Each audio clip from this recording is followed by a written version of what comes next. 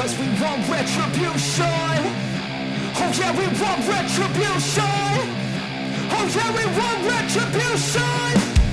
Oh yeah, we want retribution.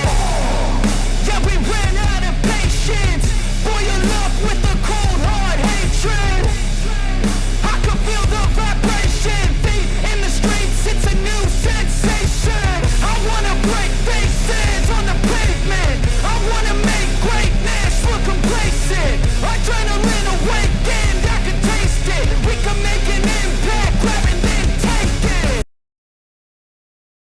I love sim racing.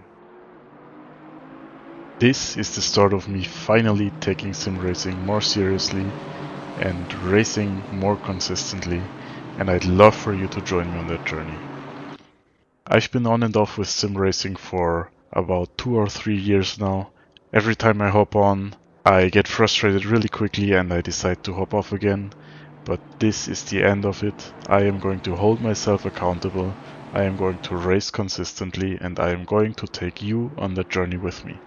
So join me on my first race back on LFM in Barcelona as I try to get my safety rating up to get out of rookie class. Rolling up to the start, you can see that this was not a race with a lot of participation. That's because it was a morning race in the middle of the week. I was working late shift, so I did a morning race. I qualified on P1, 5/10 ahead of P2, and a bit more than a second ahead of P3, so looking good pace-wise. Let's jump on board and see how it goes. We're coming up to the start-finish line now. We're on the right-hand side for this one. And the lights are about to turn green right now, and away we go. We get a decent launch. Orange car is behind us. I don't know why I pulled to the left here. That was, in hindsight, it was a bad decision not to defend here. I make it very easy for him to get P1 here on the inside and overtake me, and I have to get out of it because I think there's a little bit of contact made there, but nothing too major. Maybe I just got scared. No idea why I pulled to the left hand side of the track there. That was definitely a mistake, but I will learn from that because basically it was just giving him some slipstream and not defending, so not a smart move to make at the start, but that's okay. We're going to now try and stay as close as we can behind him, apply some pressure, and maybe we can get him in the next couple of laps. Looks like the rest of the field got through the start procedure fine as well. We're going to have a look back at that as soon as we end lap 1. Still pretty close to the orange Ferrari. Chmielewski, I hope I didn't butcher that. Just as I said, trying to stay as close as I possibly can and to apply some pressure, put in some consistent laps behind him and hope for a mistake. Alright, so let's check out the start from the outside view now. You can see as we're coming up to turn 1, I am moving to the left hand side and giving him a tow. Bad decision here, but that's what it is. And he moves down the inside. A little bit of contact, like I said there, but nothing too bad. And it looks like everyone got through this just fine. No further position changes as far as I'm aware. Jumping forward to lap 8 now. I know that's a big jump forward, but just nothing very exciting happened in all that time, at least from my point of view. The gap to the orange Ferrari in front stayed consistently at around 1 second. Same thing for the Ferrari number 1 behind me, consistently keeping the gap at around 1 second. Trying to catch up, of course, to the car in front, but as you are going to see, I'm not being like super consistent. I was pretty happy with my consistency in this race, but there were still a lot of small mistakes that cost me some time and made me put in some not so good laps, as you can see here. going off into the gravel, losing some time, 2 to 3 tenths to the car ahead. But we're going to gain it back. As I said, for a pretty long time the gap stayed at more or less 1 second pretty consistently.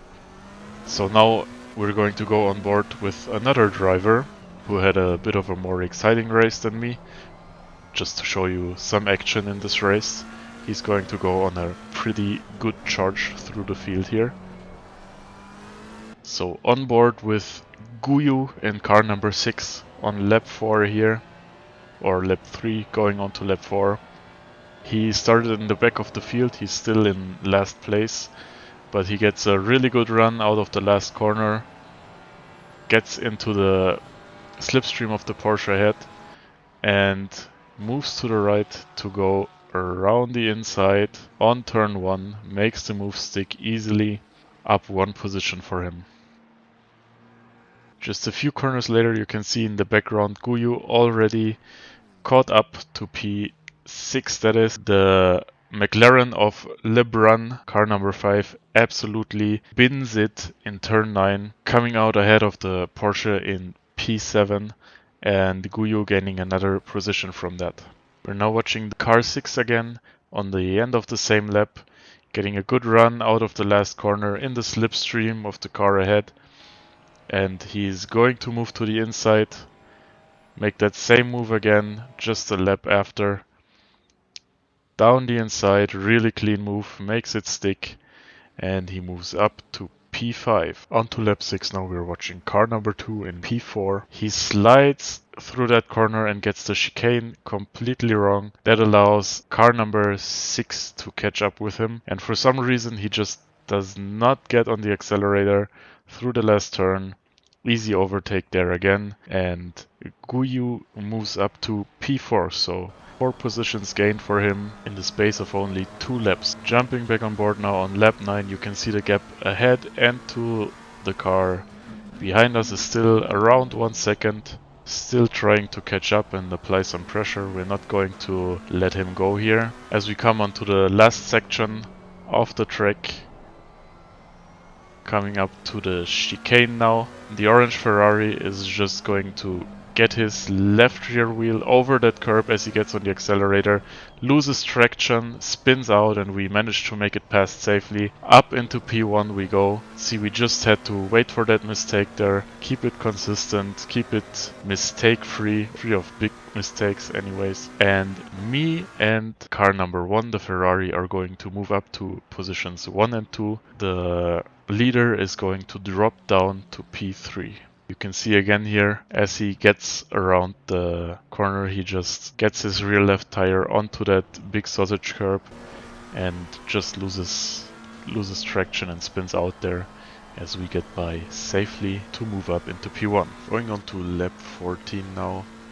We're catching up to some back markers here, gonna make our way around the outside very easily. And you can see we've pulled a gap of about 3.5 seconds to the car behind. Jumping to the end of the lap now, we're going into the pits. We've got the fuel low warning, so into the pits we go. And this is exactly why I decided after this race to practice my pit stops.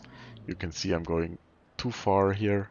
Car has to be pushed back to get on the jacks, and by the time we end the pit stop, remember that 3.5 second gap?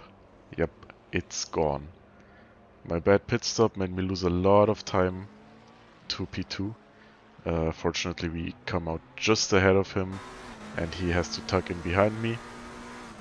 So staying ahead of him on the outlap here.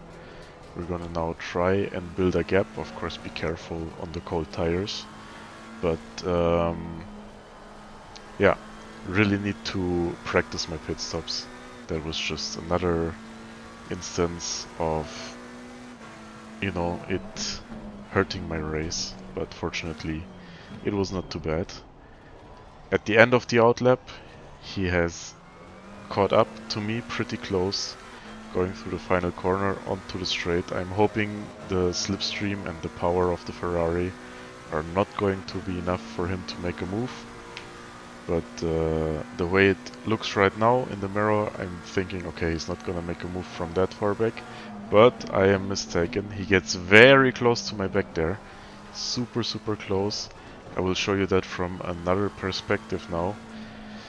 I didn't think he was gonna make the move, and when I saw he was getting close, I just chopped across in hopes he wouldn't run into the back of me. I think it was quite aggressive. Let's have a look at this from his onboard. What I meant to say is I think it was aggressive defending from me, especially not reacting after seeing him coming that close to me, but in my opinion, still okay. Aggressive, but still fair. So we managed to stay ahead of him, and by the last lap, we have pulled a pretty substantial gap to him. Just better consistency, better pace all around. And we're going to come around to the last few turns to the chicane here. Easy through there, don't mess it up on the last corners. It's not like that has never happened to me. Around the last turn, and we're gonna cross the finish line in P1. Super happy with that result. You're gonna see it up on the screen right now. P1 gained some safety rating, gained some elo, and that was that race. Honestly, I'm happy with how that went. A great return back to LFM.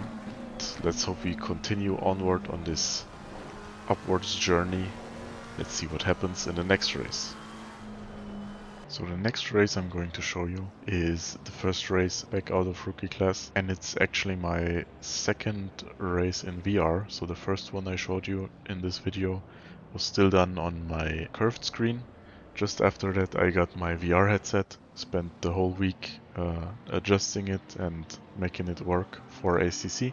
And this is the second race in VR. Unfortunately I lost the footage for the first one, but this one has some more action anyways.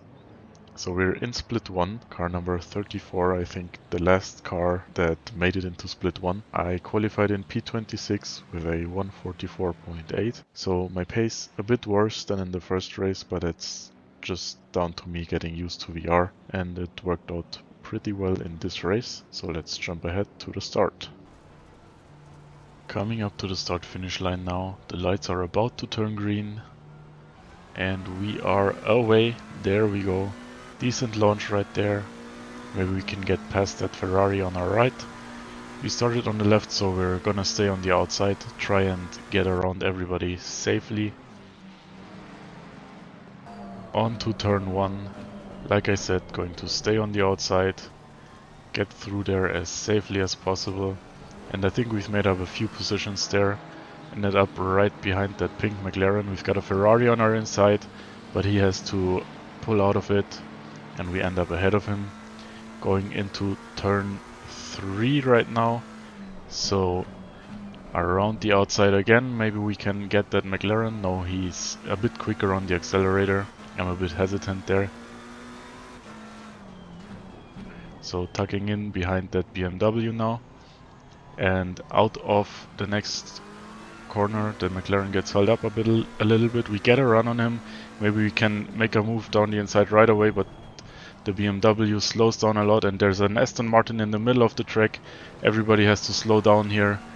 There's a bit of a congestion, but we make it through safely, and we end up finally in front of that pink McLaren behind the BMW, and that is P23 for us right now.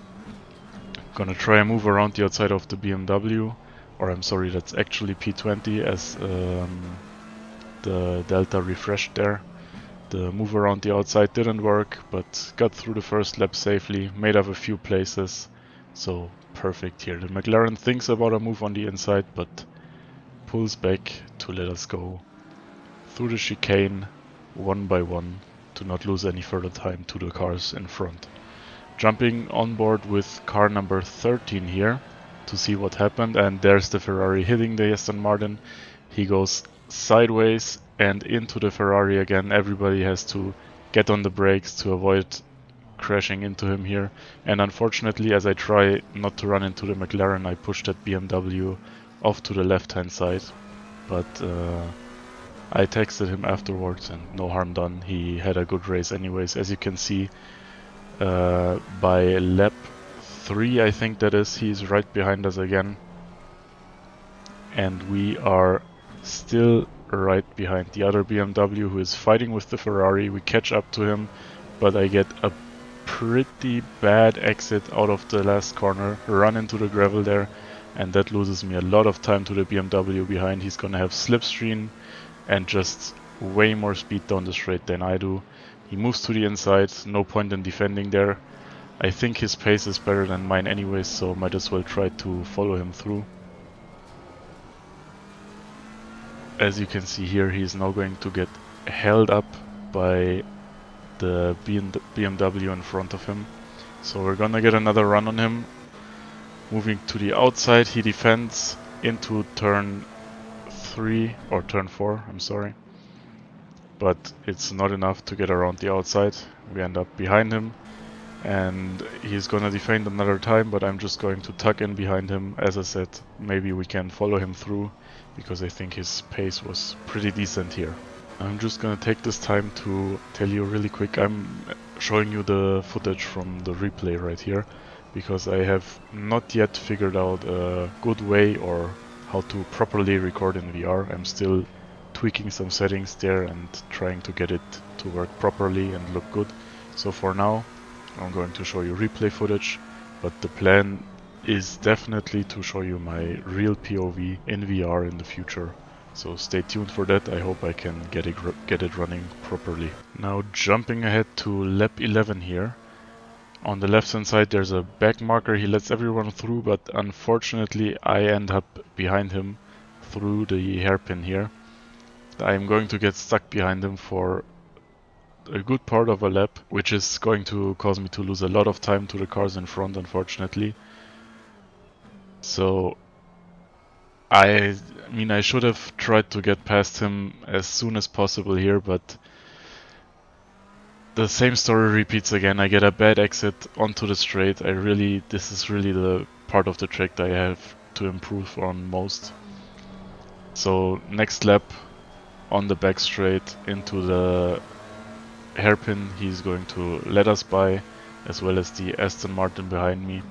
And by this point I'm really feeling the tires scream underneath the car and feeling my pace drop off. We've also lost quite some time, 2.5 seconds there, to the BMW in front. So I think now's a good time to pull into the pits, get fresh tires, and maybe we can even get an undercut on him. So into the pits we go, and as I mentioned last race, I practiced my pit stops because the pit stop in the last race was abysmal. So a lot better here, get it stopped in the right spot and no pushing, straight up onto the jacks. And then coming out of the pits, let's see where we end up here. There's one car passing us, and then there's a Ferrari coming up. We're gonna be fighting him into turn 1, but as he's got the overspeed and tires that are up to temperature, contrary to me, I'm just not going to fight it too much. Just try to stay with him for now, which I managed to do, and by lap 15 we've caught up to the group that we were behind at the start. That BMW seems very familiar. Trying a move on the outside of that Ferrari here. Let's see if it's going to work. Not quite. He gets ahead of me. I have to pull out of this because going side by side through that section is nearly impossible. He hits the car in front of him, which makes it go out wide. So now he's on the inside. He's gonna get him. And car 27 now in front of me. He's going to hold me up a little bit. I should try to get past him as soon as possible to stay with the red Ferrari, in order to stay with the group and maybe get some opportunities for overtakes. But same thing again, bad exit out of the last corner. I'm not going to be even remotely close enough to make anything happen here. So jumping ahead to the next lap, we're gonna go through the last few corners again, through the chicane on the back of that Ferrari again, and do I even need to tell you? We get, I mean, it's not a super bad exit, but not great. Again, the Ferrari behind us has already caught up because I got held up by the Ferrari in front of me by car number 27. This is car 13 going to my inside. A bit of a dive, maybe he touches me slightly there and pushes me wide, but it's a fair move. Fair play to him. I should have defended that. That's another thing that I really have to learn on this track. I always think I'm fine for turn 1 when I really should defend. So another instance of that. But let's now just try to follow him through to pass car number 27 here, as he has been holding me up and I really want to catch up to the group in front again. They're already like 5 seconds or something up the road, so lost a lot of time to them unfortunately, although I think I really was on their pace. So trying to apply a bit of pressure, I tried to show myself in his mirrors there, but not really close enough to make a move here. Maybe we can get a good run onto the back straight and get him in the hairpin. That is the move I've been doing all week basically. Getting really close to his rear bumper, especially through this uphill right-hander. Now basically sniffing his exhaust. We're gonna stay on the inside here, let him go to the outside. Late on the brakes, passed him by the apex, he's not going to fight it too much. And up we go into P15 that is now.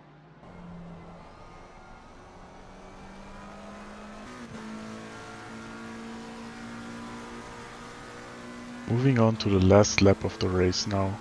I didn't really catch up to the number 13 Ferrari. About half a second, 6/10 behind him. But we both have caught up to the red Ferrari, car number 15 here. So let's see, maybe we can make something happen on the last lap. Especially if those two start fighting each other, maybe they're gonna lose enough time for me to get an opportunistic move. Gonna try to maximize each corner here to stay as close as possible. And it looks like they're gonna start fighting very soon here. Really close. And you can see as well, car 27 really was holding us up. We're now already 7 seconds ahead of him, so we were losing a lot of time behind him. Should have gotten past him way earlier, maybe that would have put me in a better position at the end, but that's okay. Getting really close to car number 13 here. The last few corners of the track. We're coming up to the chicane and I slide out of that corner, unfortunately. I just wanted too much there. We're gonna make it through the chicane slowly now because I'm not gonna make anything happen from that far back. And we're gonna cross the finish line in P15, which, considering that we started in P26, really good race here. Not a lot of mistakes, really clean. And very happy with that result. So P15 gained 73 elo, 0.21 safety rating, with 9 incident points there, mostly from off tracks I'm guessing. We made up 11 positions, P26 to P15, so really happy with that race. That was the last one I managed to do in this Barcelona week.